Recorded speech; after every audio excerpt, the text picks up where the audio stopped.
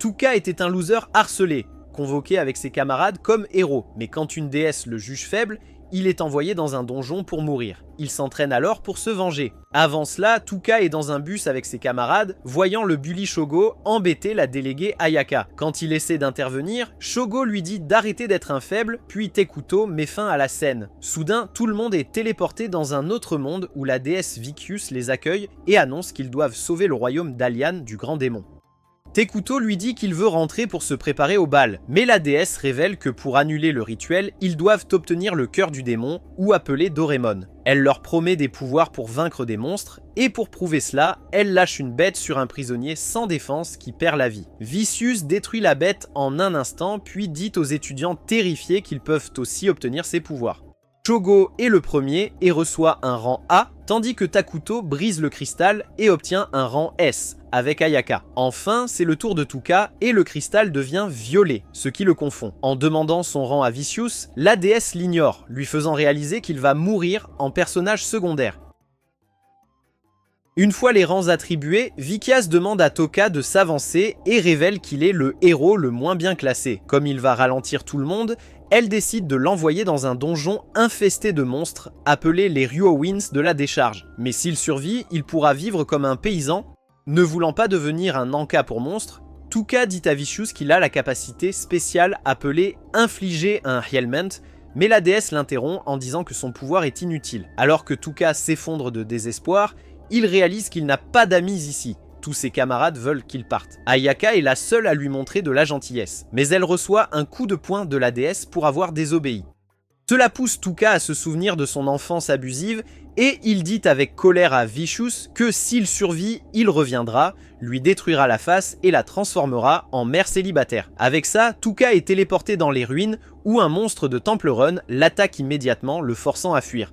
Juste au moment où ses jambes flanchent, Tuka parcourt ses sorts et voit celui appelé paralysé. Il l'utilise en dernier recours, ce qui fige la bête, lui laissant le temps de s'échapper. Au début, Tuka pense que c'est juste un coup de chance, jusqu'à ce qu'il tombe sur un monstre oiseau et utilise à nouveau paralysé. Alors que le monstre est figé, Tuka utilise une autre compétence appelée Poison et réalise que ses capacités ne sont pas nulles comme l'avait dit Vicious. Tandis que le monstre oiseau est en train de mourir, Tuka ne peut s'empêcher de le plaindre jusqu'à ce que le monstre qui l'avait paralysé revienne. Il comprend enfin que pour vivre, il ne peut plus être le bon gars, alors il abandonne son humanité et lève la main pour détruire le monstre.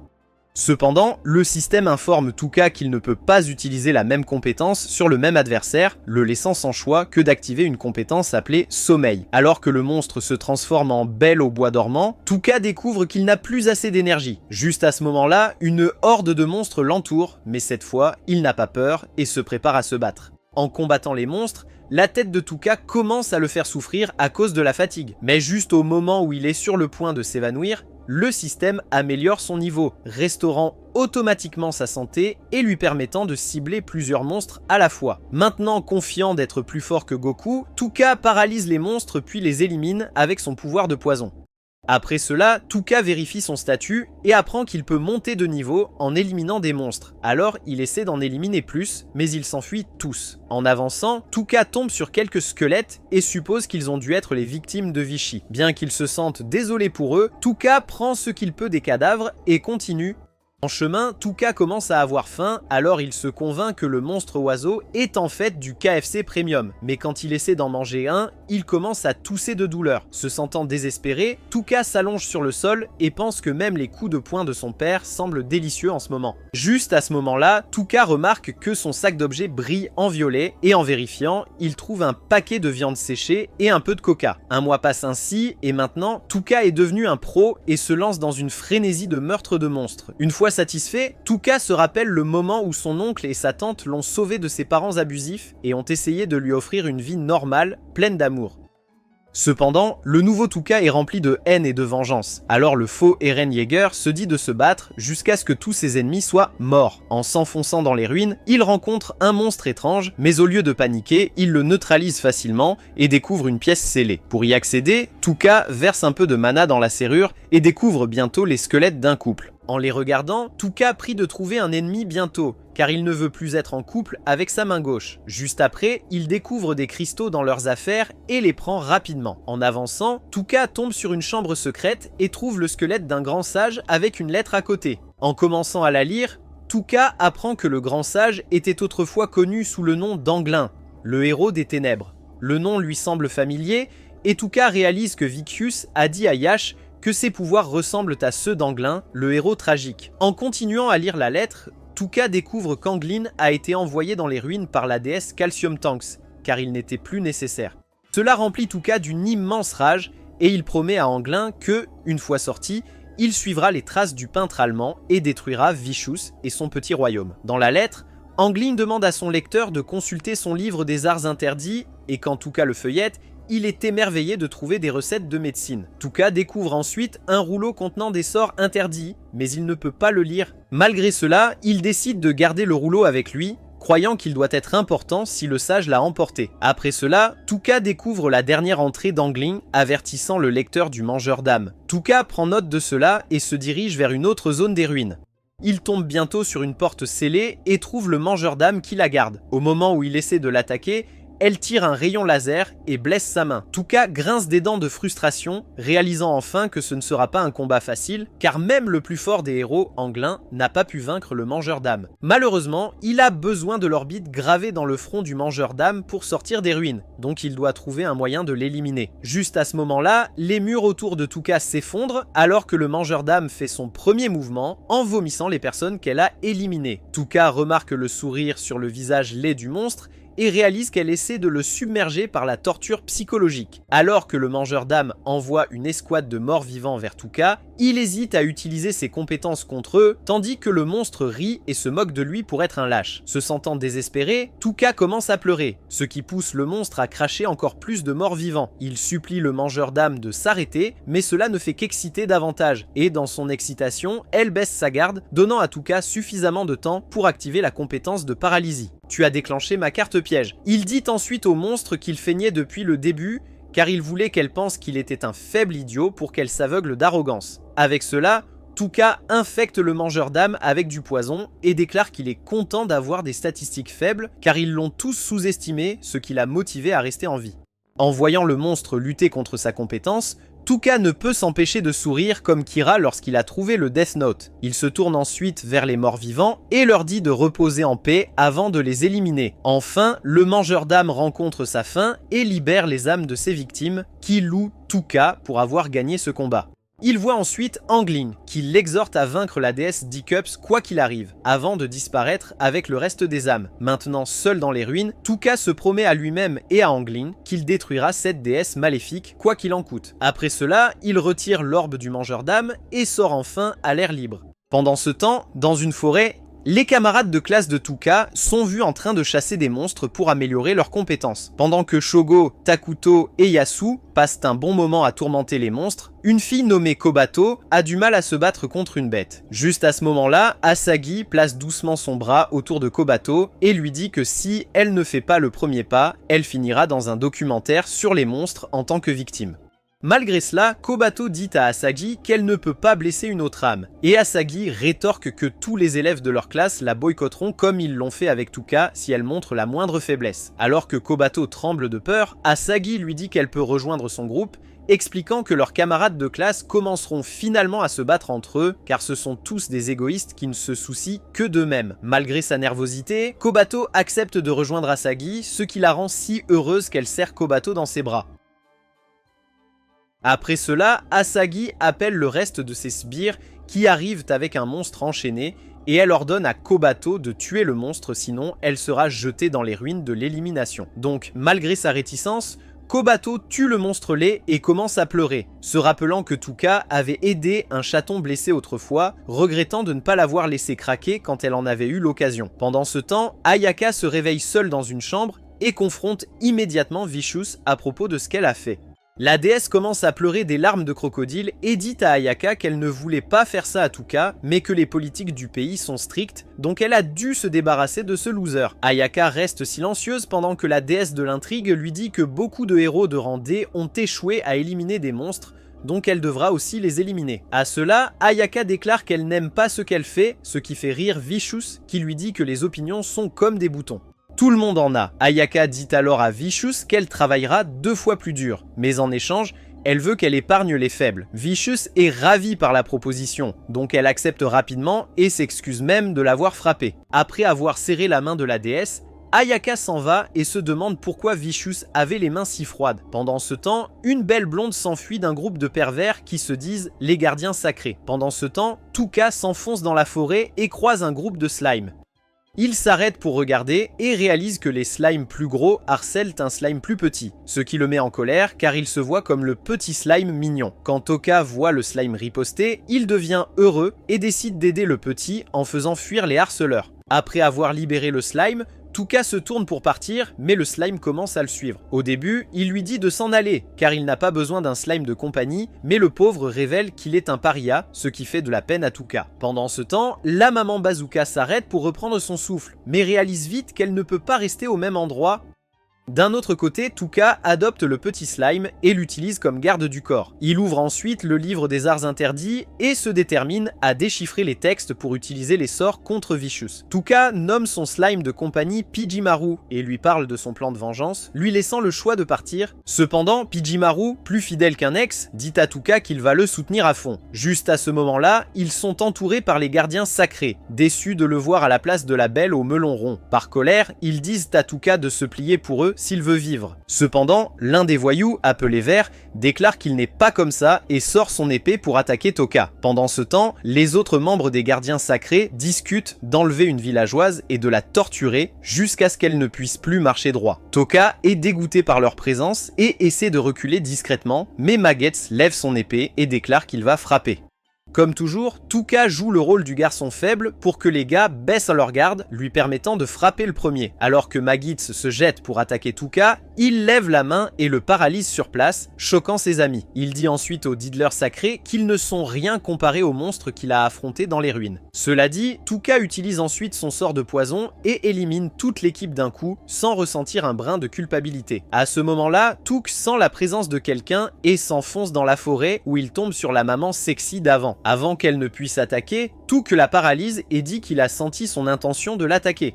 En réponse, la fille demande à Touk s'il est avec les gardiens sacrés, et il répond fermement non. Stupéfaite, la fille demande alors à Touka s'il sait quelque chose sur eux, et il révèle qu'il sait qu'ils sont morts, car il vient de les tuer. Choquée, Blondie demande à Touka s'il a fait ça tout seul, et quand il confirme, elle le remercie d'avoir répondu honnêtement. Touka est surpris par sa capacité à discerner les mensonges, tandis que la fille lui dit qu'il vient de la sauver de se faire écraser par 4 Jits puants. Pour le remercier, elle lui dit qu'elle va lui dire la vérité. Touka lui répond qu'elle semble assez digne de confiance et lui demande de l'aider à naviguer dans la région, car il n'est pas d'ici. Après avoir appris qu'il n'est pas dans le royaume d'Alian, Touka demande à la méchante si elle peut lire le rouleau magique, mais elle lui dit qu'il est écrit dans une langue ancienne qui n'est plus utilisée. Touka l'appelle alors une idiote illettrée, jusqu'à ce qu'elle lui dise qu'elle connaît quelqu'un qui maîtrise l'écriture ancienne. Elle révèle ensuite qu'une sorcière ancienne, appelée la sorcière des tabous, possède une vaste connaissance des choses interdites dans ce monde.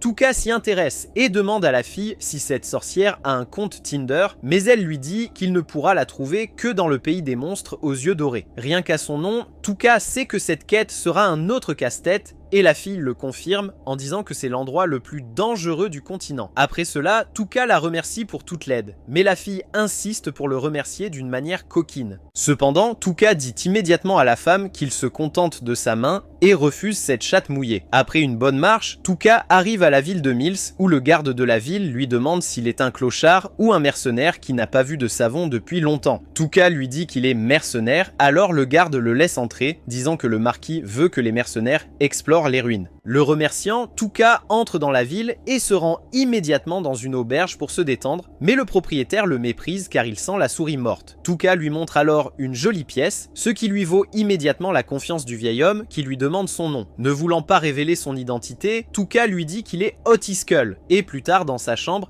il échange enfin ses vêtements sales contre des propres. Après cela, il sort dans la ville pour jeter un œil et tombe sur la guilde des aventuriers. Cependant, il décide de ne pas s'inscrire car il veut juste se concentrer sur sa vengeance contre la déesse. Touka finit par s'arrêter dans une taverne et prend de la nourriture britannique avec des haricots. Il entend alors des ivrognes discuter des plus forts du continent et tous s'accordent à dire que la troupe des chevaliers dragons de l'Empire Beikos est la plus puissante car elle est dirigée par le tueur de héros. Après avoir obtenu suffisamment d'informations, Touka retourne dans sa chambre et essaie de trouver un plan pour rencontrer la sorcière des tabous. Il veut aussi améliorer les stats de Pijimaru, mais pour cela, il a besoin des os du roi squelette qu'on ne trouve que dans les ruines et les moulins. Le lendemain matin, Touka assiste au briefing pour les ruines de Mills où la marquise Erkli s'adresse aux mercenaires et déclare que celui qui obtiendra le calice de l'œil du dragon recevra 300 pièces d'or. Le processus d'inscription commence et Touka fait la queue en voyant Armin embêter une femme en manteau, l'appelant Cérès, la célèbre paladine de l'Empire ruinée de Nia. Quand le reste de la foule entend cela, ils commencent à regarder la femme en coin, car Cérès a une énorme prime sur sa tête. La femme dit au Crip Armin qu'elle ne l'a jamais rencontrée, mais il refuse de l'écouter, affirmant qu'il sait qu'elle est Saris à cause de l'usine de lait sur sa poitrine. Il l'accuse aussi de cacher ses oreilles elfiques, mais quand il lui enlève sa capuche, il est choqué de voir qu'elle n'a pas d'oreilles pointues. Cela fait tomber le Crip nommé Manque dans l'étonnement,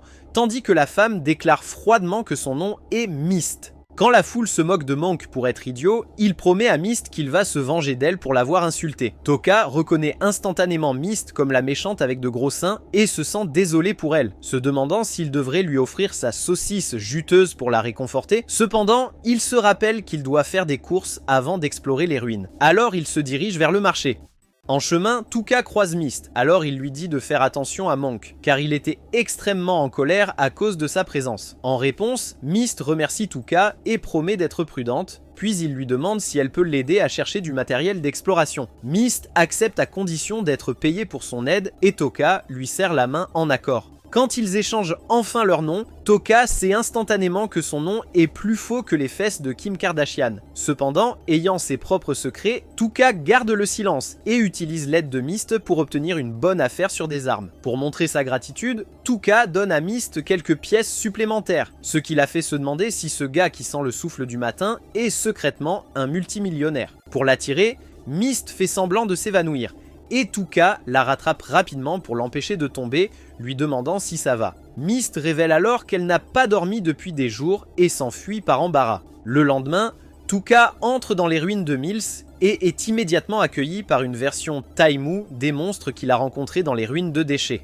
Il le paralyse facilement et le supprime avec une simple dague, laissant les autres mercenaires sous le choc car ce n'est pas facile de faire ce qu'il vient de faire. Ignorant le tumulte, Touka avance jusqu'à ce qu'il tombe sur Monk, commissionnant 2 larbins pour donner des coups de feu manqués qui ressemblent à de la violence armée, car il est toujours en colère à cause de l'humiliation. Touka est tellement dégoûté qu'il décide de les confronter, mais ils se liguent tous contre lui, ce qui pousse Touka à les paralyser sur place. Voyant le désespoir sur leur visage, Touka se sent heureux et réalise qu'il devient comme ses parents abusifs. Quelques instants plus tard, des monstres apparaissent et transforment Monk et ses larbins en friandises. Après avoir reposé un peu, Touka décide d'aller plus loin dans les ruines où il croise un groupe de mercenaires qui l'avertissent que quelqu'un ou quelque chose supprime tous les monstres, c'est pourquoi ils ont décidé de ne pas aller plus loin. Touka les remercie de veiller sur un étranger, mais décide d'avancer car c'est lui qui empoisonne les monstres. Après un moment, Touka tombe sur une pièce où il découvre le calice de l'œil du dragon, mais avant de le saisir, il paralyse et empoisonne la statue de dragon qu'il garde. Juste au moment où il saisit le prix, Mist apparaît. Pour la séduire, il lui donne décontracté le calice de l'œil du dragon. Mist est choqué et demande à Touka pourquoi il est si gentil et il lui dit tranquillement qu'il est juste un gars sympa qui veut enterrer son visage entre ses grands canyons. Mais Mist ne le croit pas, alors Touka lui dit enfin que son vrai but est d'explorer le sol caché. À cela, Mist dit à Touka qu'elle veut le protéger en retour. Et Touka pense que Mist doit être une Lannister, car un Lannister paie toujours ses dettes. Finalement, Touka accepte de garder Mist comme garde du corps, mais il lui dit strictement de ne pas se mêler de ses affaires. En chemin, Mist fait étalage de ses compétences à l'épée, ce qui impressionne tellement Touka qu'il veut maintenant qu'elle tienne sa grande épée noire. Cependant, Il décide de rester décent et demande plutôt à Myst si elle peut lui parler des monstres aux yeux dorés. Myst révèle que ces monstres ont l'essence du roi démon dans leurs veines, ce qui booste leur soif de sang. C'est aussi pourquoi les héros d'autres mondes ciblent les monstres aux yeux dorés, car ils aident les héros à monter de niveau. Quand Myst demande à Tuka s'il a déjà rencontré un héros, il lui ment et dit non. Puis, en repensant, Tuka se souvient de Takuto brillant d'énergie dorée et a un mauvais pressentiment. Avançant, Tuka dit à Myst qu'il devrait en se reposer un moment, mais elle insiste pour garder le guet, alors il lui lance un sort de sommeil pour s'assurer qu'elle est bien reposée. Juste à ce moment-là, Myst reprend sa forme originale, et Tuka réalise que Mank avait raison à son sujet. Quelques heures plus tard, Serus se réveille en panique et se transforme rapidement en humaine, avant de regarder Tuka pour voir s'il connaît la vérité. Après l'avoir trouvé profondément endormi, Serus se détend un peu et quelques secondes plus tard, Tuka fait semblant de se réveiller pour qu'ils puissent reprendre leur voyage.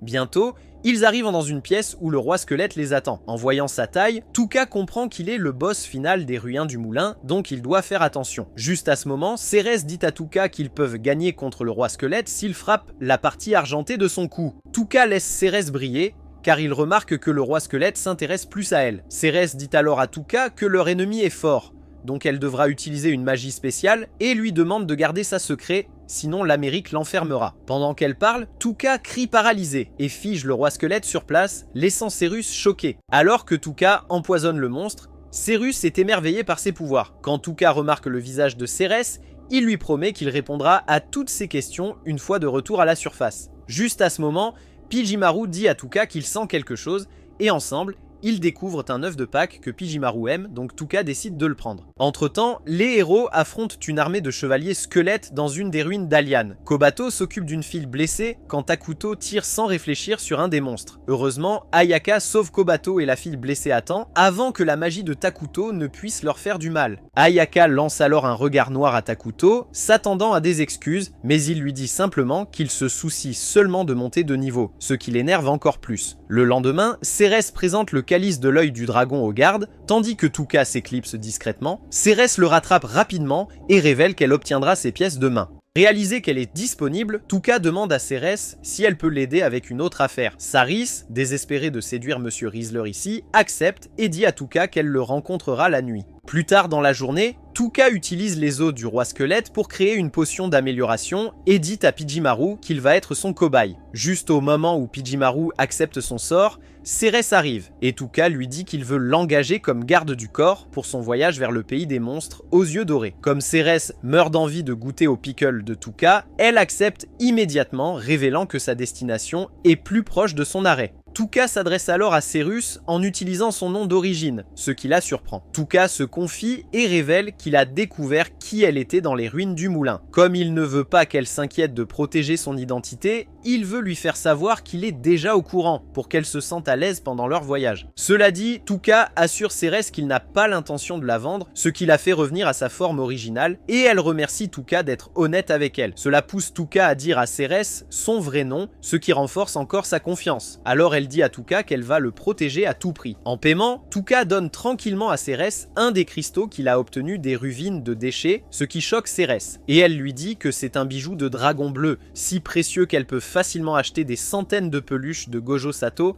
En réponse, Tuka dit à Cérès « Tant que tu es heureuse, frère », et se tourne pour partir. Plus tard dans la nuit, Cérise se nettoie en rêvant de faire des choses impies avec lui. Le lendemain matin, Cérise prend le petit déjeuner avec Toka dans une taverne où tous les gouneurs bizarres parlent d'elle se faisant manger le gâteau par Toka. Alors que Cérise commence à se fâcher, Toka décide de la distraire en lui demandant des sorts interdits. Ser dit alors à Toka que la magie interdite est bannie par la déesse Vicious, ce qui amène Toka à penser que ces sorts doivent être une menace pour Vicious. Ser dit ensuite à Toka qu'elle doit partir pour la cérémonie de remise des prix et promet de le rencontrer plus tard. Quand Cérès arrive à la cérémonie, Marquise Herclé dit à tout le monde qu'il a demandé à un spécialiste d'utiliser une magie spéciale qui brise les illusions afin qu'il puisse tester l'authenticité du calice. Cela inquiète Cérès, car elle ne veut pas que son identité soit exposée. De retour à Alian, Vicious demande à Ayaka si elle va rejoindre le groupe de Takuto, mais elle répond fermement non, car elle ne veut pas s'associer à un type dont l'ego est si élevé que quelqu'un peut grimper et sauter de dessus. Déçue par la réponse d'Ayaka, Vicious la punit en lui disant qu'elle est chargée de former tous les héros de bas niveau sinon ils seront envoyés dans les chambres à gaz. Quand Ayaka rappelle avec colère à Vicious qu'ils ont déjà discuté de la question, la déesse fait semblant d'être innocente et dit à Ayaka qu'elle a été forcée de prendre cette décision par le roi. En fin de compte, Ayaka dit à Vicious qu'elle assumera la responsabilité des faibles et laisse la déesse fulminer à cause de sa rébellion constante. Entre-temps, Tuka se demande si Serah l'a abandonnée puisqu'elle est super en retard pour leur rendez-vous. Finalement, Tuka décide de continuer son voyage sans Cérès, jusqu'à ce qu'il entende des gens parler de la femme qui a trouvé le calice, qui est en fait Cérès, la paladine. Tuka s'arrête net en apprenant que Cérès s'est échappée dans la forêt et que tout le monde prévoit de la traquer. Juste à ce moment, les chevaliers dragons apparaissent dans le ciel, ce qui inquiète Tuka pour Cérès. Pendant ce temps, dans la forêt, Cérès rencontre quelques chevaliers de bas rang avant de réaliser qu'ils sont des leurs pour Jizun, le vice-capitaine des chevaliers dragons. Alors que Saris s'affronte avec Jizun, il la domine rapidement et lui dit qu'il va d'abord la poignarder avec son bâton, puis avec son épée.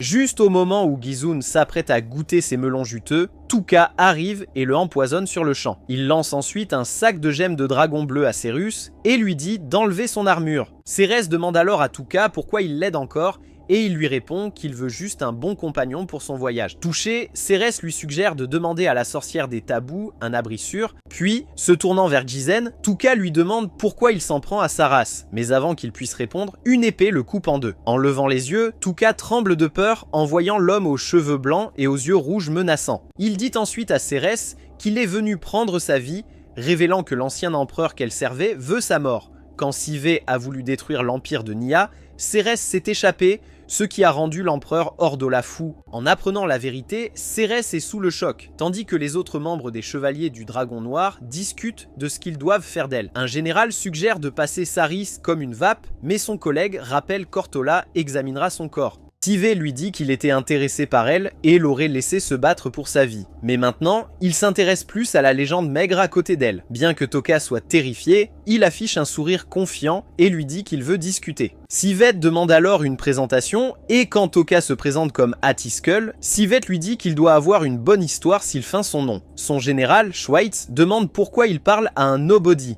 Sivé dit à Schweitz qu'il est intrigué de voir si Toka a vraiment des couilles en acier. Toka lui répond que s'il cherche vraiment un combat, pourquoi ne pas affronter la déesse Dalian dont les bazookas peuvent tuer 1000 hommes. Toka pense qu'un homme comme Sivé n'aura aucun problème à le démolir. Donc il doit rapidement élaborer un plan. Pendant ce temps, Sivette dit à Cérès qu'il va prendre sa tête comme cadeau pour la princesse Katlia. Alors que Serah a du mal à croire ce qu'elle entend, Toka fait face à Sivé et se réintroduit comme un héros d'un autre monde. Tout le monde est choqué, tandis que Sivette demande à Toka pourquoi il n'est pas avec les autres héros. Toka sait que Sivette peut détecter les mensonges, alors il lui dit qu'il est différent des autres héros. C'est pourquoi Vicious lui a permis d'agir indépendamment. Sivé interprète cela comme une soumission de la déesse.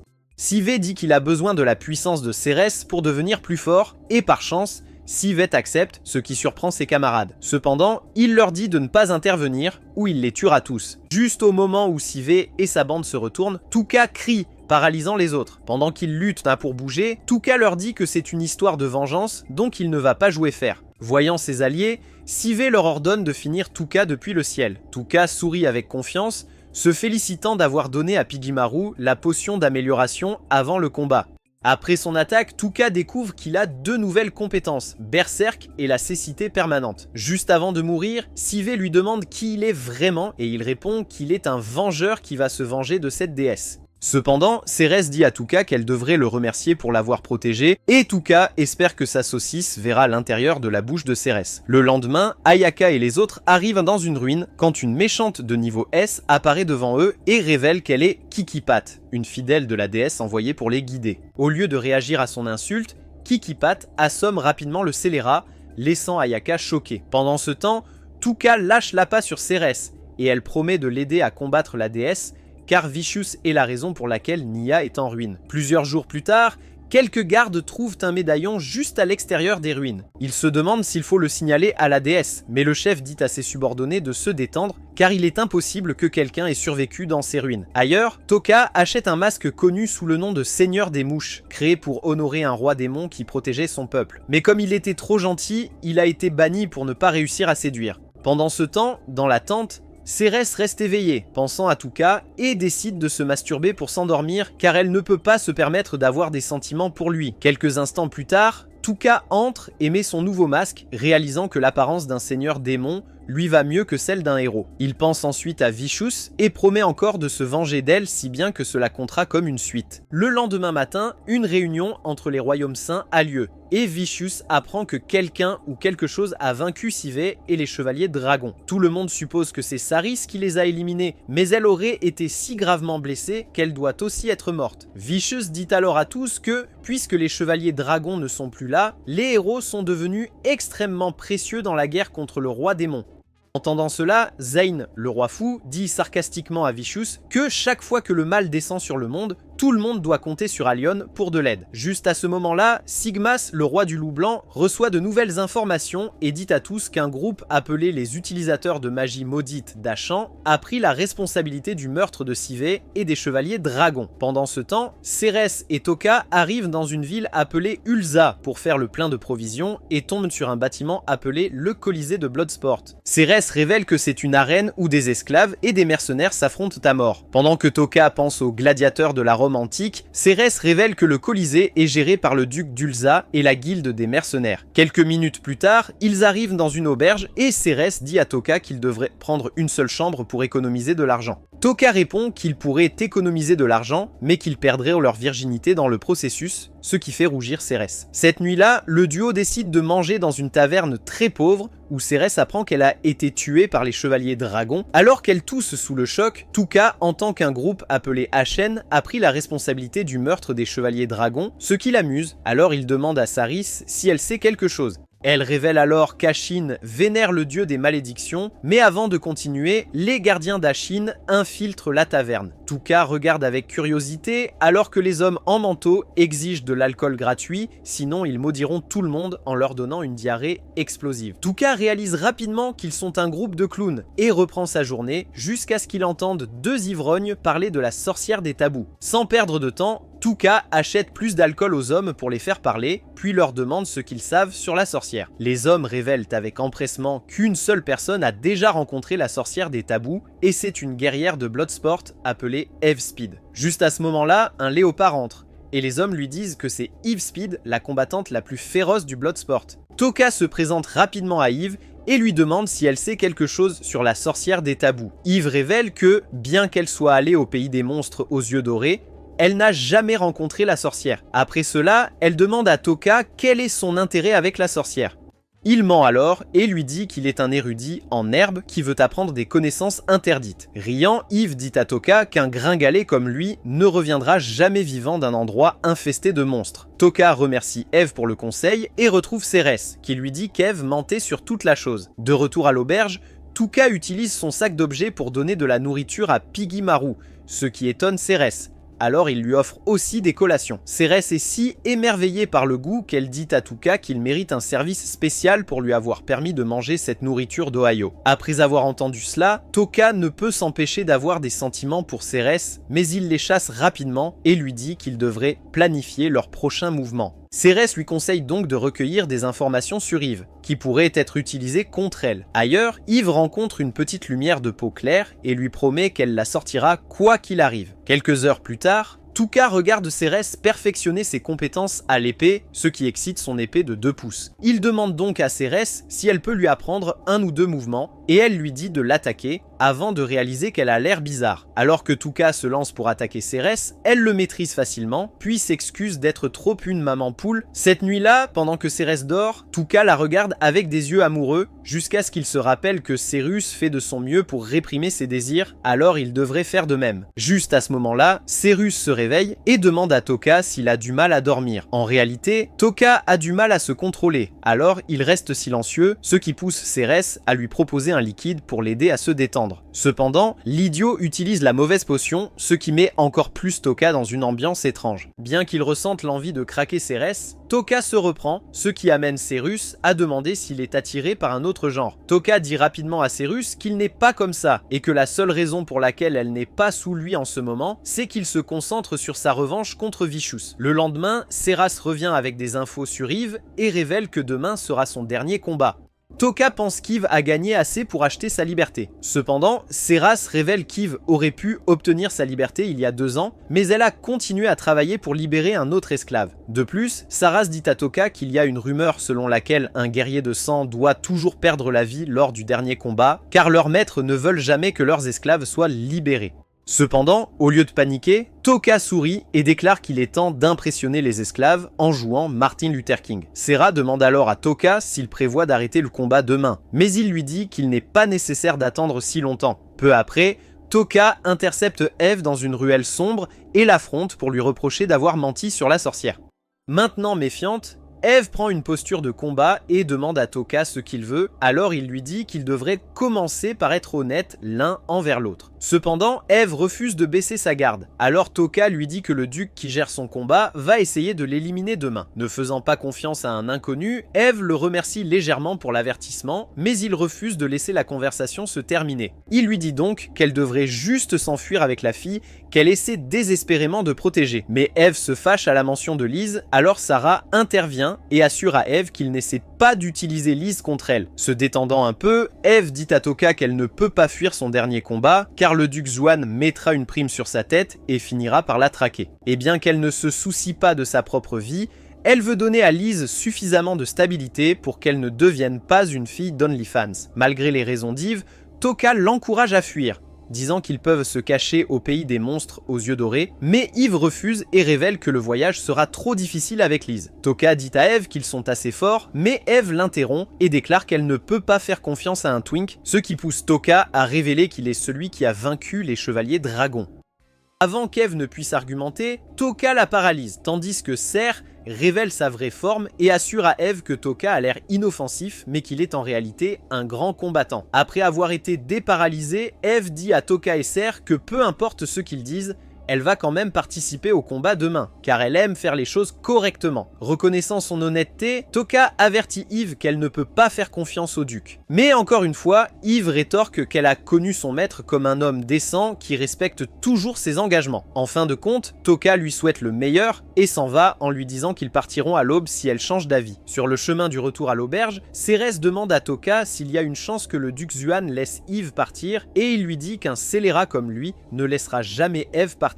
Quelques heures plus tard, Eve a du mal à dormir à cause de l'avertissement de Toka, alors elle décide de vérifier auprès du duc. Sans surprise, Xuan dit à son homme de donner à Eve une injection létale avant son combat, et une fois qu'elle est morte, ils vendront sa peau de léopard à Balenciaga. Le sbire demande ensuite à Xuan ce qu'il en est de Liz, et il révèle qu'il va la préparer pour l'after party de Didi.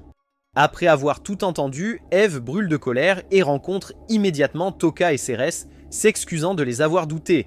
Mais Toka balaye cela et dit à Eve qu'il est temps d'enlever Liz. Pendant ce temps, dans une taverne dégoûtante, Liz se fait battre par le propriétaire parce qu'elle est construite comme un gros Chungus. Malgré la douleur, Liz se force à endurer les abus pour devenir forte comme Naruto Uzumaki. Malheureusement, Eve arrive et sauve Liz de la souffrance, avant de dire au propriétaire obèse qu'elle va la supprimer pour avoir fait du mal à Liz. Alors que la femme implore la clémence, Eve lui dit qu'elle ne l'épargnera que si elle garde sa bouche fermée devant le duc. Une fois que la briseuse de chaises lui a donné sa parole, Eve dit à Liz qu'elle s'apprête à partir ensemble. Bien qu'elle soit excitée, Toka apparaît portant le masque du seigneur démon et dit à Eve et Liz de sortir un moment. Une fois seule avec le propriétaire, il lui dit qu'elle a peut-être trompé Eve, mais il sait de première main à quel point elle est une scélérate pour avoir frappé une fille innocente. La femme revient immédiatement sur ses paroles et dit à Toka qu'elle va tout dire à Xuan, pour qu'ils soient tous tués. Sachant qu'il avait raison à propos de la femme, Toka la empoisonne rapidement et lui dit qu'elle va brûler dans un feu éternel pour avoir fait du mal à une douce fille comme Liz. Après avoir fait le travail de Dieu, Toka retrouve son groupe et dit à Liz qu'elle devrait reconsidérer de les accompagner car l'endroit où ils vont n'est pas sûr pour des filles de petite taille. Cependant, Liz insiste sur le fait qu'elle peut se débrouiller et veut venir avec Eve.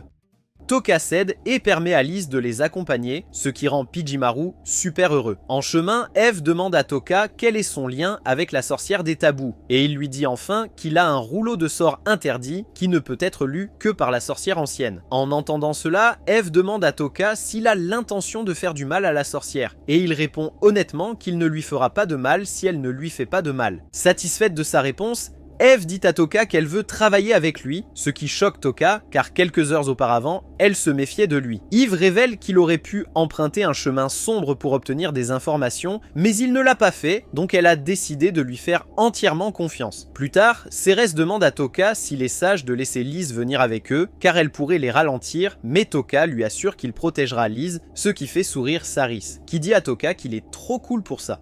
Toka, humble, dit à Saris qu'il fait cela pour atteindre ses propres objectifs. Saris demande ce qu'il veut dire, alors Toka explique au Bonehead que s'il protège Liz, Eve le conduira directement à la sorcière des tabous et sacrifierait même sa vie pour lui. De plus, la sorcière des tabous est censée être une elfe noire, et comme Liz en est une aussi, il sera plus facile de se connecter avec elle.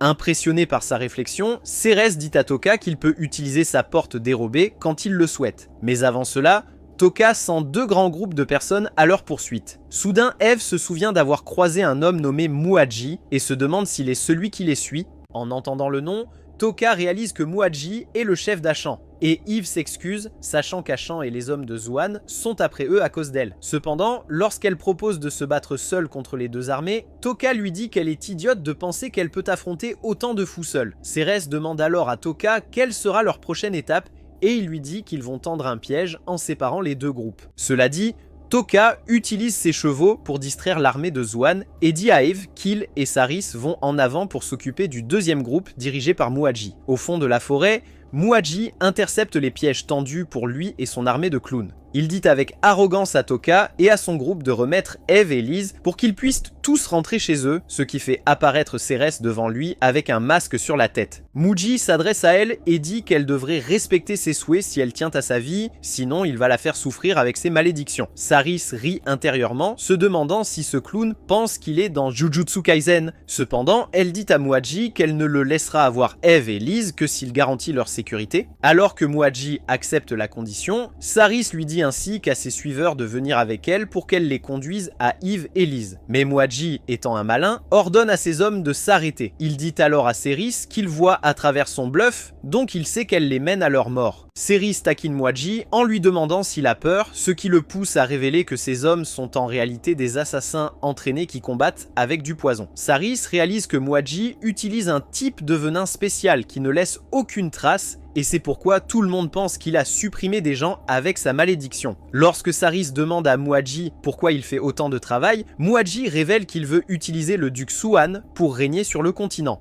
Après cette grande révélation, Muad'Dib demande à Saris où sont ses autres compagnons et elle lui dit qu'elle est une armée à elle seule. Mais Muad'Dib se moque d'elle, affirmant qu'une laveuse de vaisselle comme elle ne pourrait jamais faire quelque chose d'aussi courageux. Alors que Saris enlève son masque, Muad'Dib la reconnaît instantanément comme la paladine de l'Empire Nia et elle lui dit qu'elle est celle qui a vaincu Sivé et sa bande. Bien que Muad'Dib sache que Saris est forte, il lui dit qu'elle n'est pas assez puissante pour supprimer le tueur de Héros. Il appelle alors deux membres d'Ashan, révélant qu'ils ont personnellement combattu contre John Cena, donc ils sont super forts. De plus, leur frère, Zarash, était membre des Veilleurs Sacrés, et comme elle et son partenaire l'ont débusqué, elle va maintenant subir leur colère. Juste au moment où Muad'Dib dit à Cérès que sa progéniture sera un projet de groupe après qu'ils aient fini avec elle, Toka les surprend tous avec son habileté à paralyser. Après les avoir empoisonnés d'un coup, Toka se révèle et dit à Muad'Dib qu'il est toujours 2 pas en avance. Depuis le début, il avait demandé à Saris de faire semblant de les attirer plus profondément dans la forêt pour qu'il puisse être sûr d'avoir intercepté son ennemi. Après la mort de Muad'Dib, Saris et Toka se regroupent avec Eve et Liz pour s'occuper de l'armée de Zuan. Eve refuse d'être mise à l'écart cette fois, donc elle dit à Toka qu'elle vient avec eux. Alors qu'ils chargent contre l'armée de Zuan, Toka paralyse et empoisonne l'armée, ne laissant en vie que Zuan et ses hommes de main. Alors qu'il s'en approche, Toka apprend qu'il a trop utilisé son habileté à empoisonner, donc il utilise une compétence obscure et aveugle les hommes de main, laissant Eve faire le travail sanglant. Un par un, les soldats du duc rencontrent leur fin jusqu'à ce qu'il ne reste que Zuan. Alors que Zuan commence à paniquer, Toka le paralyse pendant qu'Eve fait face à son ancien maître et lui dit qu'il mérite de mourir pour l'avoir traité comme une idiote. Avec cela, elle décapite le vilain duc et reçoit les éloges de Toka qui l'apprécie pour l'avoir soutenu. Plus tard, Toka utilise une compétence qu'il a volée à Elsa et gèle tous les cadavres avant de les réduire en poudre. Lorsque Eve demande s'il fait cela pour le plaisir, Taka répond qu'il ne veut pas que les corps soient retracés jusqu'à eux. De retour à leur planque, Cérès se lave pendant que Lise regarde ses collations de senpai et lui dit avec envie qu'elle veut des Jacobs quand elle sera grande. Saras est surprise, alors elle demande à Lise pourquoi elle s'inquiète tant d'avoir des bazookas, et Lise révèle qu'elle ne veut pas être traitée comme une fille-garçon. Saras rassure Lise en disant que le plat c'est la justice, donc elle n'a pas besoin de s'inquiéter autant. Maintenant heureuse, Lise dit à Cérès qu'elle a l'impression d'avoir une deuxième sœur. Après leur conversation, Lise s'endort avec Eve, laissant Toka et Cérès seuls pour développer l'intrigue. Profitant du moment, Toka demande à Cérès s'il peut toucher ses oreilles, et quand elle dit oui, il commence à les caresser, la faisant crier de joie. Après avoir atteint Zero Town, Cérès se ressaisit et demande à Toka s'il a des sentiments pour Eve et Lise. Toka répond qu'il est un gars simple, qui veut que sa femme soit humaine et assez âgée pour voter. Soulagé, Cérès lui dit qu'il est très doux avec les deux, ce qui la rend confuse.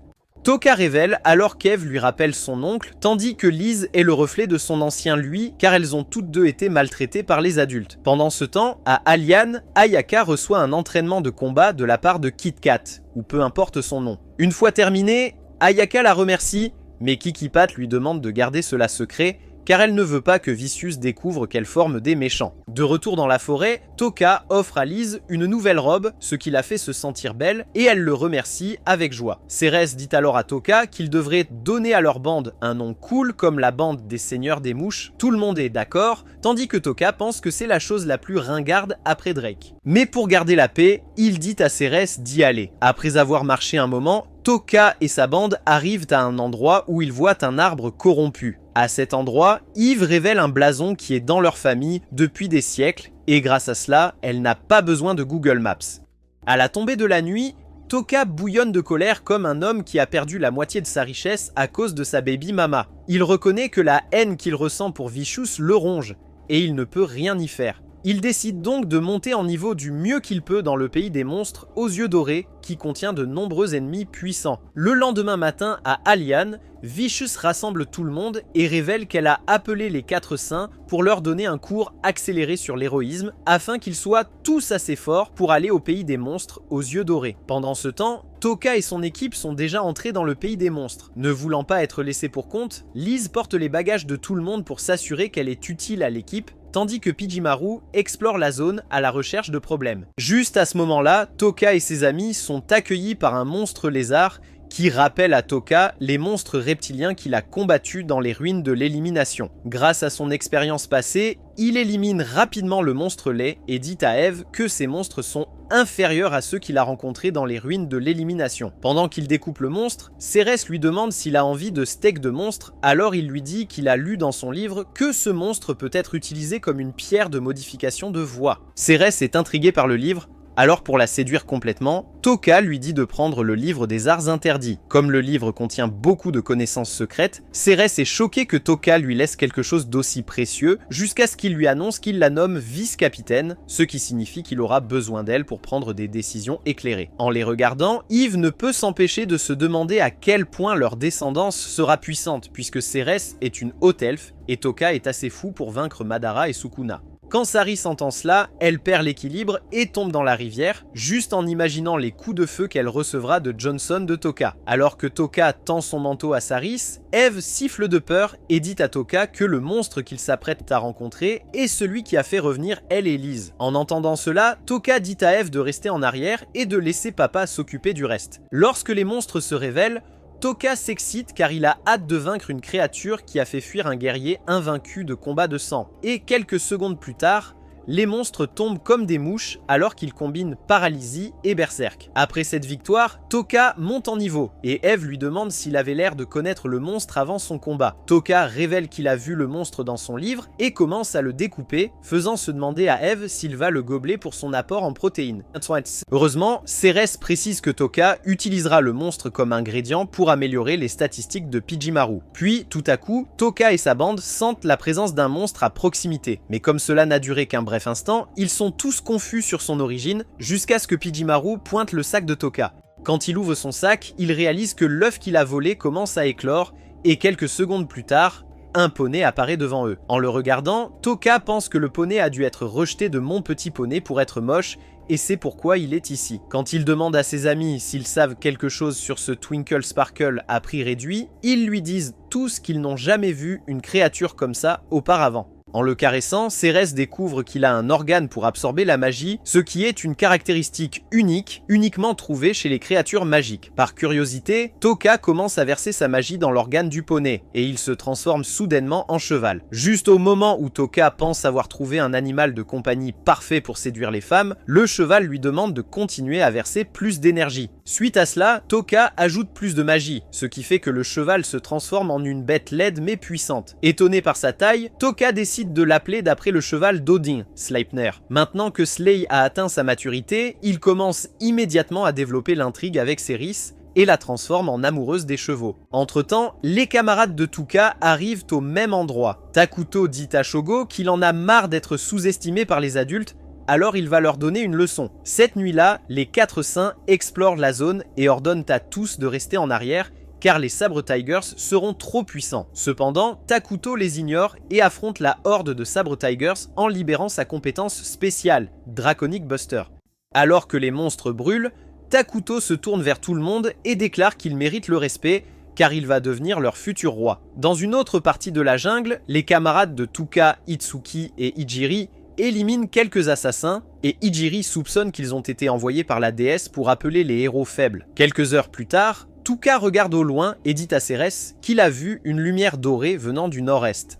Quand Cérès révèle que la frontière d'Alliance touche cette zone, Tuka se fâche, se rappelant que son ennemi juré y vit. Le matin arrive et Cérès se réveille en panique après avoir découvert que Toka est parti avec Pijimaru. Eve lui assure que Toka n'est pas comme ton père qui est parti chercher du lait et n'est jamais revenu. Cérès est d'accord, et les deux partent à la recherche de Toka pour le trouver en train de s'occuper de monstres morts. Il révèle alors que pendant qu'il dormait, il a décidé de chasser des monstres, et actuellement, il les dissèque pour trouver des organes précieux pour ses potions. Pendant ce temps, Eve est impressionnée que Toka ait éliminé autant de monstres tout seul et envisage de supprimer Cérès pour pouvoir avoir la saucisse de Toka. Quelques minutes plus tard, Toka et sa bande arrivent aux falaises et Cérès lui demande de faire une pause, mais il lui dit qu'il va pleuvoir, alors il devrait d'abord se rendre dans un endroit plus sûr. En chemin, Toka demande à Lise si elle fait des cauchemars depuis qu'ils ont rencontré beaucoup de monstres effrayants, mais elle assure à Tuka qu'elle se sent complètement protégée, car Sarah lui a promis que tant qu'il est avec eux, rien ne leur fera de mal. Tuka est à la fois émerveillé et effrayé par la confiance que ses amis lui accordent, alors il se jure de ne jamais trahir leur foi. Juste à ce moment-là, un monstre apparaît, et Eve le frappe rapidement malgré l'avertissement de Toka. Alors qu'il touche le monstre pour s'assurer qu'il est mort, il ressent une mauvaise vibration, et quelques secondes plus tard, le monstre tire un signal qui attire une horde de monstres démoniaques vers eux. Pendant que Toka planifie son prochain mouvement,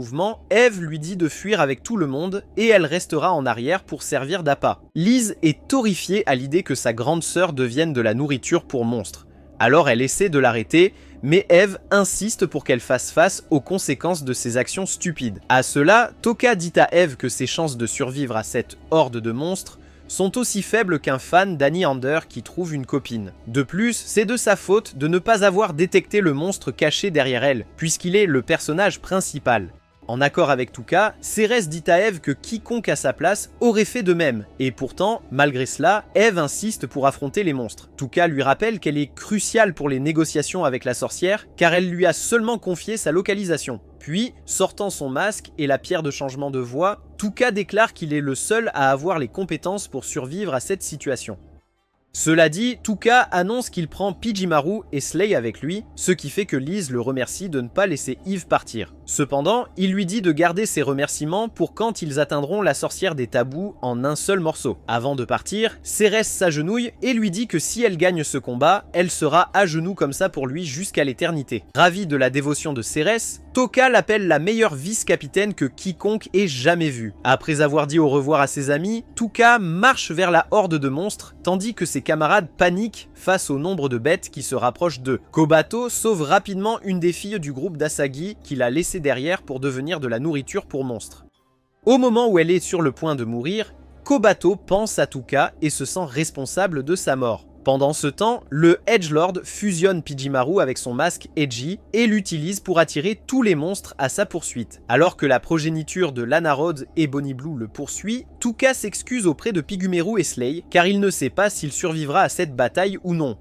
Pendant ce temps, Ayaka apprend que 2 de leurs camarades sont morts dans la bousculade. Comme ils étaient dans le groupe de Yasu, Ayaka lui demande pourquoi il n'a rien fait pour protéger ses coéquipiers et il lui dit que c'était de leur faute d'avoir un corps comme des femmes américaines obèses qui ne peuvent pas courir. Ayaka lui rappelle que c'est son devoir de protéger les faibles, mais Yasu lui dit brutalement qu'un lion ne se préoccupe pas des opinions des moutons. Alors qu'il s'énerve, Takuto arrive et dit à Yasu qu'il a l'air pathétique d'être stressé par une petite comme Ayaka. Perdant son calme, Yasu active ses compétences et dit à Takuto qu'il peut facilement le battre car il a plus de compétences uniques. Donc son rang S ne signifie rien pour lui. Sur ce, Yasu s'éloigne, laissant Takuto gronder Ayaka pour avoir ruiné la réputation des rangs S, puisqu'elle est la seule à ne pas avoir acquis de compétences. Pendant ce temps, Eve dit à Seras qu'elle va après Toka, ce qui la fait penser qu'elle doute de Big Daddy Toka. Cependant, Eve précise qu'elle sait que Toka peut gérer tout. Cependant, il est probablement privé de sommeil, car il s'occupe d'eux depuis qu'ils sont arrivés au pays des monstres.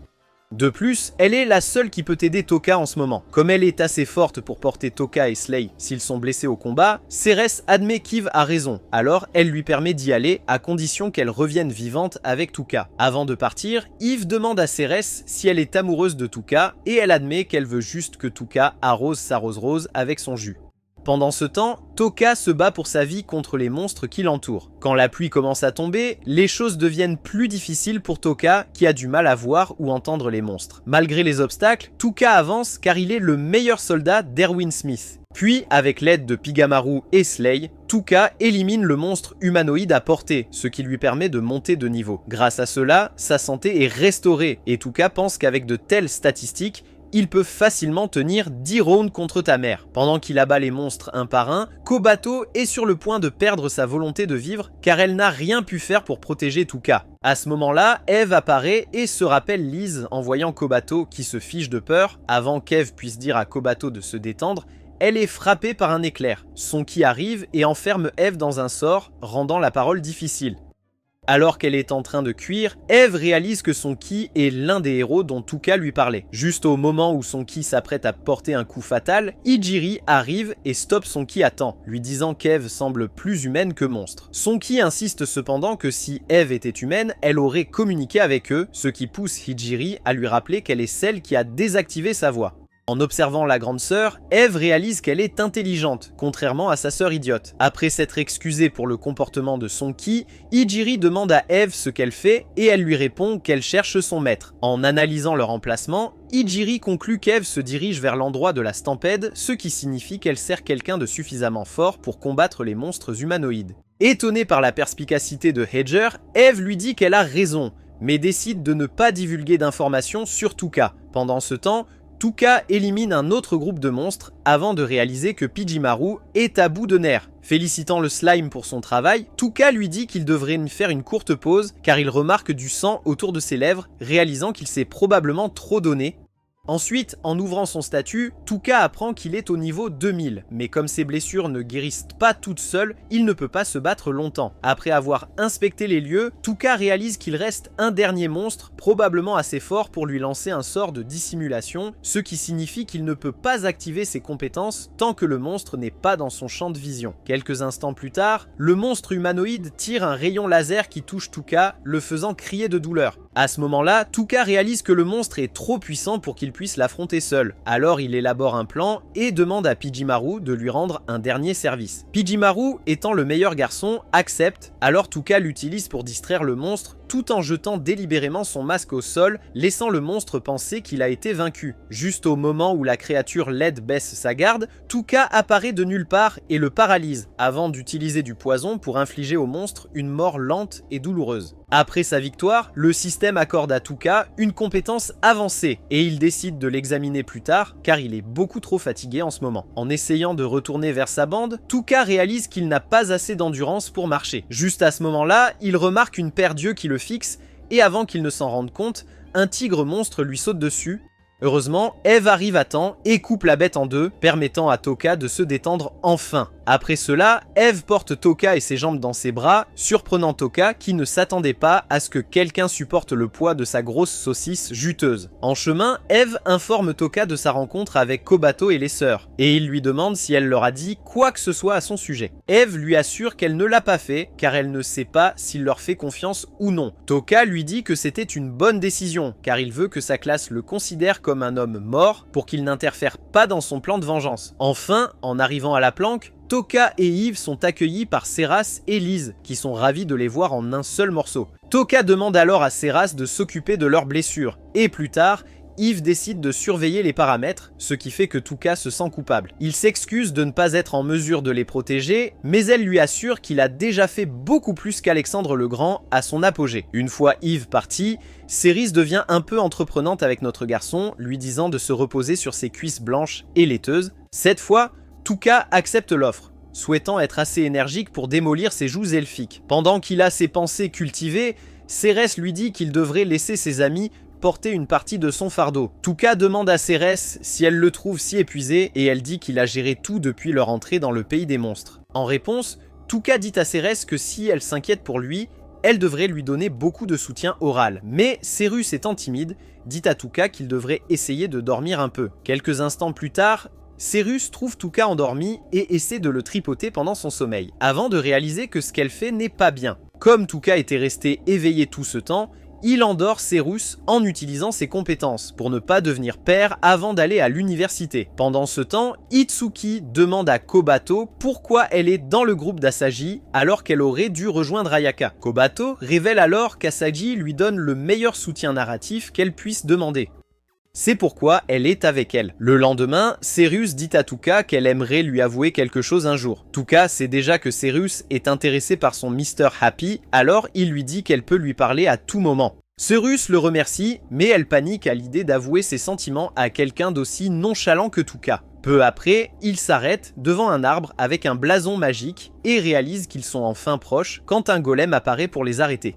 Sachant qu'il est le gardien des lieux, Toka paralyse le golem et Eve lui demande si elle doit abattre le monstre. Toka ne veut pas que la sorcière pense qu'ils sont une menace. Alors il dit à Eve qu'il n'y aura pas de sang aujourd'hui.